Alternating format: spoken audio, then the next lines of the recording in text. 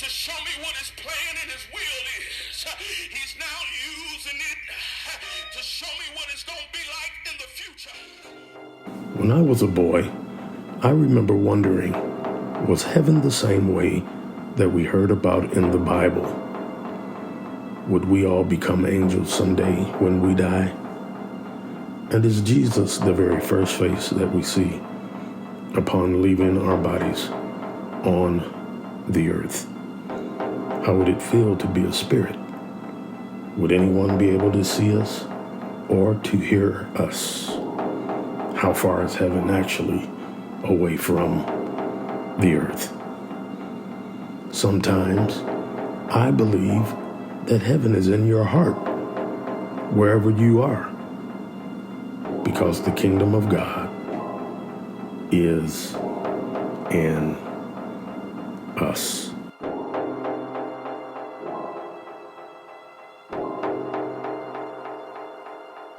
Seems as if we'd been drifting in and out of services all day at this huge dark brown wood-stained church. It was packed with people, sitting all in the overflow spaces and out in the hallways. I remember looking around the church and seeing so many familiar faces, but some were not so familiar. It seemed busy, with lots of people moving around and coming in and out of the sanctuary. I saw family members at the front of the church standing around in a group, but could not really make out what they were doing. So I approached closer. I started squeezing my way in from the left side of the crowd and moved in closer. There I saw my sisters and my brother G-Man in front of a silver casket with white interior, and they were rubbing the face and the head of a middle-aged man with a low-cut ball fade with waves and a full black beard. He also had on black glasses and a tailor-fitted gray suit with a white shirt, black necktie, and black pocket puff. There were other men dressed in black suits, apparently the funeral directors, who were covering his head with the white satin sheets from inside the casket. And I remember moving past my niece Rachel and my nephew DJ to get to where my brother G-Man was standing. And as the gentlemen were closing the casket, I recognized the face. I remember seeing my dad quietly leaving out of the sanctuary from one of the side doors as you were going towards the back of the church. So I ran after him to go with him, and I caught him in the hallway. I said, "Dad, where are you going?" He didn't answer me. He just displayed a very serious and focused look on his face, and he beckoned me with his hand to follow him. I wasn't sure, but from the look on my dad's face, I assumed I was in trouble, because it was that same face he displayed when I was a child and had gotten into trouble. His face was an indicator to all that someone, being me, was going to get the business as soon as we got home. And indeed, it was all business. So Dad and I arrived at my childhood home back in East Cleveland, Ohio, and we both went upstairs to change out of our church clothes. Again, because my assumption was that I was in trouble, I marched immediately out of my bedroom to confront my dad. I hadn't even finished changing clothes, so I marched into the hallway with my bathrobe on. My mind was made up that my dad would never ever intimidate me again or have me concerned with being subjected to an aggressive physical disciplinary correction. After all, I'm grown now, and I feel some kind of way about this approach. In my frustration, I stormed out into the hallway and began to open my mouth to express the angry emotions that I was feeling. But before a word could be uttered, my dad had tears in his eyes and his arms opened wide for me.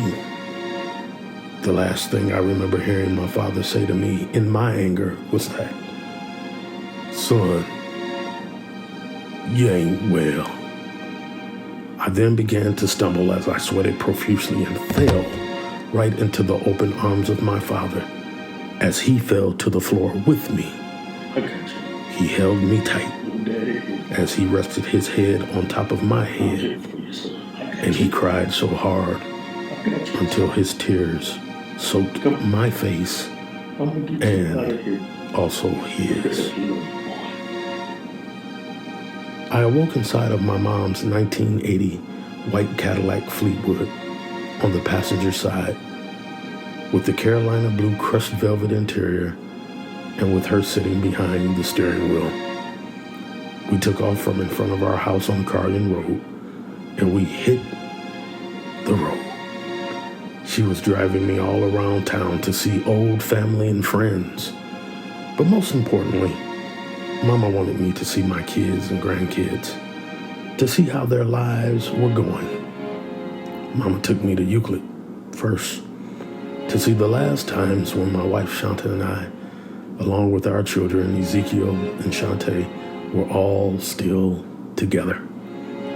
We were in our last known residence as a happy family, freshly returned from living in Southern California for a couple of years in our quaint single-family home with our dog LeBron, a.k.a. the Bronny Boy. LeBron was a black and white Beagle Terrier mix with big floppy ears and an almost wiener-shaped body. He was almost wiener-shaped because he was also half terrier, as in pit bull terrier. So he was mostly muscular and had a very aggressive demeanor to outsiders. He was hilarious to us. He brought tons of laughs and love to our home.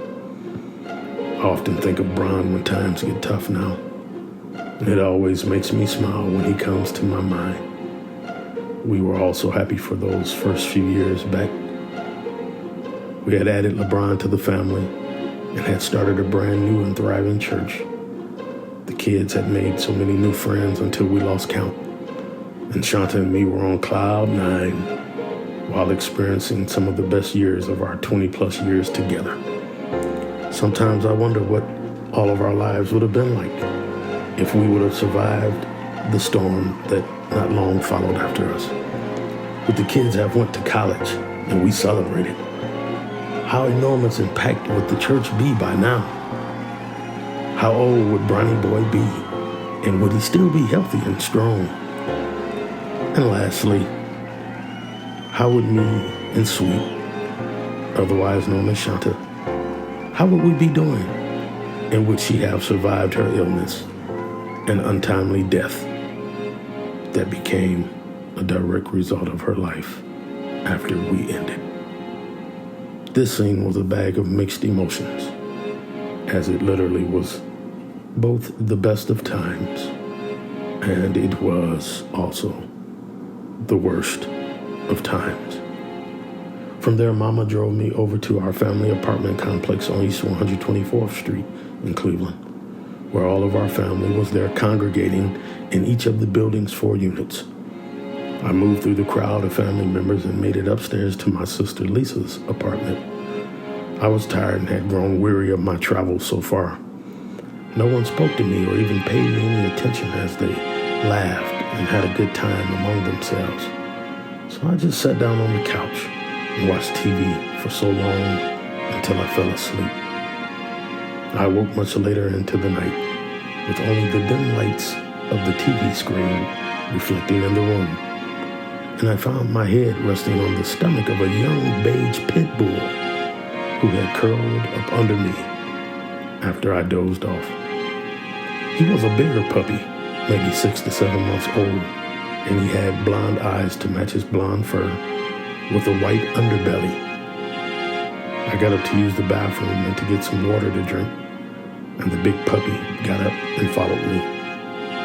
He seemed so intent on not letting me out of his presence, so I gave him water and food while I rubbed his head. I wanted him to feel loved because I was feeling what it was like to feel alone, even in a room full of people. I appreciated his loyalty and devotion to me, even if only for that moment in time. Afterwards, he and I went back to the living room and fell asleep again on the couch until my dad arrived at daybreak to take me back home. Noticeably missing was the pit bull puppy that I had fell in love with. I asked my dad did he see the dog? But he said, "No, son." "What dog?" I said, "Never mind. It must have been a dream." Daddy said, "You sure do dream a lot there, boy. But I guess that means you and the Lord got something going on." I laughed to prevent myself from crying because it was obvious what God was trying to show me, but I refused to accept it. My dad beckoned for me to follow him again, so I got up from my sister's couch and went with him as we suddenly arrived on a crowded residential street in what looked like a combination of both our street on Carding Road and on East 124th Street. There were lots of apartments and lots of parked cars out on the street with plenty of kids running around playing. One of those parked cars was a dark red, almost maroon wagon-shaped crossover with a dull-edged look on it. There was a family getting out of it with a big light-skinned guy, along with his wife and 2 kids, a little boy and a little girl between 5 to 10 years of age. I recognized the man and the woman as my son Ezekiel and his longtime girlfriend Paige. I called out to them to get their attention, but they never responded. They were carrying food and clothes as they were walking into a big brown apartment building. In the downstairs unit, they had a big front porch attached to that unit. I ran behind them and peeked through the front door that was opened, and I saw them hugging and talking to my daughter Shantae, otherwise known as Honey, and my 2 granddaughters, her daughters. The oldest, Janiyah, appeared to be around 13 to 14 years of age, and her little sister, whom we affectionately call Sweet, in honor of her late grandmother, Shanta. She was no more than 6 or 7 years old, and they were helping my daughter Honey cook dinner in the kitchen. So apparently this was Honey's apartment where Zeke and his family went to visit. The apartment had light blue interior with plain wooden floors. There was not a single light on in the unit, other than the remaining sunlight that was left and peering in through the windows from outside. There was no televisions, no furniture worth mentioning, save a small white table in the kitchen and a single navy blue couch against the wall in the living room. Everyone stood around the kitchen counters talking and eating, while I just enjoyed the sight of all my grandchildren playing together and loving on each other, like me and their grandma always wanted for them. The only one that seemed to pay me any attention was Zeke's little boy, who looked just like Zeke when he was around 5 or 6 years of age. He kept coming to the door and waving at me. He was trying to get Honey's younger daughter attention to say hello, but she only looked past me each time. And little Sweet went right back to playing. As the hour grew later, Honey finally cut the living room lamp on. I was so excited and thought to myself that now I can surprise them. But Honey had Zeke to close the door while I was standing in it to come in. It hurt my feelings that my son didn't even acknowledge me there. I felt even worse hearing my grandson telling them that Pawpaw was at the door. But they only refused the more to come and to let me in. I just sat on Honey's porch and cried, wondering why they weren't glad to see me. Wondering how could they have a family get-together and not let me in. My dad then showed back up on the porch and put his hands on my shoulder and said, "Son, we gotta get you home." As I got up to walk away with my dad, my grandson came back to the front room window and peeked at me as we were leaving. He waved at me and he whispered while carefully shaping his mouth for me to understand him. He said, "Bye-bye, Papa. I love you." As me and my dad walked away, I asked him, "Where are we going now? I don't like how I'm feeling. No one talks to me. They don't even acknowledge me when I'm in a room. This is disrespectful and even strange. Why won't anyone talk to me, Dad? My father slowed down his walk and leaned towards me and said, Son, when you was a young'un, I took you fishing with me so much because I wanted to give you the space to talk to me and to learn from me. I wanted you in an environment that allowed us to create a bond based on moments when you could be yourself and let the water bring you that same peace it always gave me. It was my favorite place to show you me. While my dad was talking to me, I noticed that we had entered Forest Hills Park in East Cleveland, but over on the Cleveland Heights side of the park. We were on that same field that I had played my Pop Warner football for the East Cleveland Chiefs back in the 1970s and 80s. It was the place where I found myself and where I could always be me. It was here that I needed no one's conversation to confirm me or for me to have a conversation with anybody. Not here. I just let my pads do all the talking. It was what I wanted to be. It was where I wanted to be, on that grass, running around all day, every day. My mom showed up to watch me run, just like she used to do when I was little. She would take me to practice, and she listened to the coaches explain to her my technique, my form, my ability to get to the ball while always primarily going against the bigger, much older boys because of my size. My parents watched me run for hours on end, back and forth, up and down, in circles and straight lines. I just kept running across that grass and never once got tired. I loved the smell of it. I loved how it felt under my feet. It was amazing. My dad asked me, Son, are you truly happy here? I laughed and shouted out, Yes, Dad. This is the best place ever. Then he responded, Then this is where you be. My dog Brian then appeared running as fast as he could and jumped all over me. He was licking my face like crazy. It was wild. My little buddy was back, and I was so glad to see my brawny boy again. It was wonderful. My mother then grabbed my dad's hand to lead him away and told him that it was time. I asked him, Hey, where are we going? Time for what? My mom said to me, Son, this is your eternity, where time is no longer an issue. You can stay and play forever. I didn't understand. Why did I suddenly feel so confused about everything this day? I hollered out loud and said, They never told me. Then I heard the voice, a soft voice of a man, speak to me and say, Remember everything you have seen today. Remember the church and who it was that you saw at the front. Remember the hallway on Cardian Road when you stumbled into your father's arms. Remember not being acknowledged by those occupying the same rooms as you on East 124th and with your children.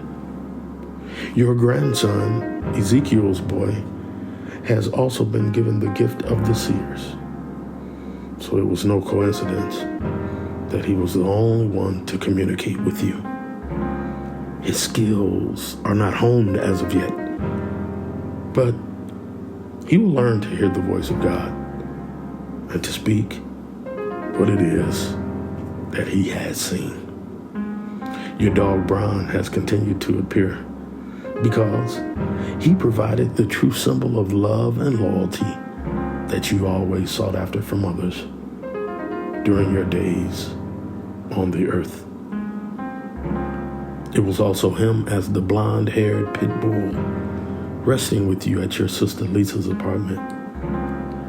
Those were the days in which you were expiring in the hospital. He is a constant reminder of your most happiest days with your family and the happiest days in your ministry. I looked over at my dad and I asked my father, Dad, Do you think we left our mark here on this earth? Daddy said, we sure did, son. Now come on here. They gonna meet us where they see us. Like my dad said, and you all best believe it, that it is so. I remember an old song that said heaven must be like this. They just never told me.